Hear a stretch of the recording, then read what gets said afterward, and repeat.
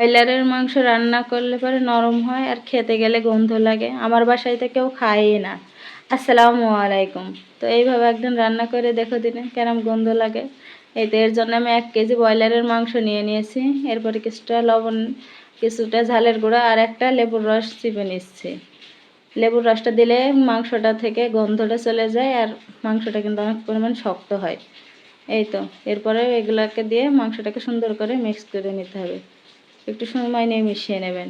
এই তো আমার মিশানো শেষ। এরপর ঢাকা দিয়ে ঢেকে আধ ঘন্টার জন্য রেস্টে রেখে দিলাম। আধ ঘন্টা পরে এবার চুলাইতে কড়াই বসাই দিয়েছি। এরপর ম্যারিনেট করে রাখা ওই মাংসগুলো দিয়ে দিচ্ছি। এরপর এগুলোকে সুন্দর করে একটু ভেজে নেব। একটু সময় নিয়ে ভেজে নেবেন, একটু লাল লাল করে, তাহলে পরে এটা মাংসটা অনেক বেশি শক্ত হয় আর খেতে অনেক বেশি মজা হয়। এভাবে আমার সবগুলো মাংস ভেজে নেব। এই তো দেখুন মাংসগুলো এখনই মনে হচ্ছে খাওয়া যাবে। এরপর কড়াইতে আরও বেশ কিছুটা তেল দিয়ে দিলাম পেঁয়াজ কুচি। পেঁয়াজগুলোকে একটু লাল লাল করে ভেজে নেব, তাহলে মাংসটা খেতে একটু বেশি মজা হয়। এই তো আমার পেঁয়াজ ভাজা শেষ। এরপরে বাটা মশলা দিয়ে দিলাম। এখানে দিয়েছি 2 টেবিল চামচ রসুন বাটা, 2 টেবিল চামচ আদা বাটা আর 1 টেবিল চামচ পেঁয়াজ বাটা। এই তার গুঁড়া মশলা দিয়ে দিলাম 1 টেবিল চামচ হলুদের গুঁড়া, 1 টেবিল চামচ মরিচের গুঁড়া আর দিয়ে দিলাম স্বাদ মতো লবণ। এরপর এটাকে মিক্স করে নিয়ে কিছুটা পানি দিয়ে মশলাটাকে সুন্দর করে কষিয়ে নেব। মশলাটাকে একটু সময় নিয়ে কষাবেন, তাহলে মাংসটা খেতে একটু বেশি মজা হবে। আর এখানে দিয়ে দিয়েছি 4-5টা মতো এলাচ আর কয়েক টুকরা দারচিনি। এটা স্কিপ হয়ে গেছে। এরপরে কুটে রাখা আলুগুলোকে দিয়ে দেবো মশলার ভিতরে। আলুগুলোকে ভেজে নিলে পরে আর একটু বেশি মজা হতো, আমার ভাজা হয়নি। এর জন্য মশলার সাথে আগেই দিয়ে দিচ্ছি যেন আলুগুলোকে সুন্দর করে কষানো হয়। এই তো আমার আলুগুলোকে কষিয়ে নেওয়া হয়ে গেছে। এরপরে দিয়ে দেবো ভেজে রাখা মাংসগুলোকে। এগুলোকে দিয়ে মশলার সাথে সুন্দর করে একটু সময় নিয়ে মিশিয়ে নেবেন। এই তো আমার মেশানো প্রায় শেষ। একটু সময় নিয়ে কষিয়ে নেবেন, তাহলে পরে খেতে কিন্তু বেশি মজা হবে।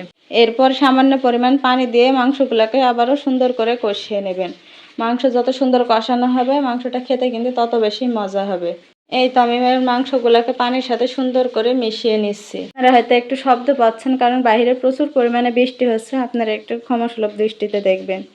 এই তো আমার মাংসটা কষানো প্রায় শেষ, তেল তেল উঠে এসেছে। এরপর একটু নেড়ে চেড়ে নেব। কড়াইতে যখন একটু লাগা লাগা হয়ে আসবে, এরপর দিয়ে দেবো ঝোলের পানি। ঝোলের পানিটা কিন্তু অতিরিক্ত দেওয়ার দরকার নেই, তাহলে পরে কিন্তু মাংসের টেস্টটা কিন্তু পরিবর্তন হয়ে যাবে। এই তো আমার ঝোলের পানি দেওয়া শেষ।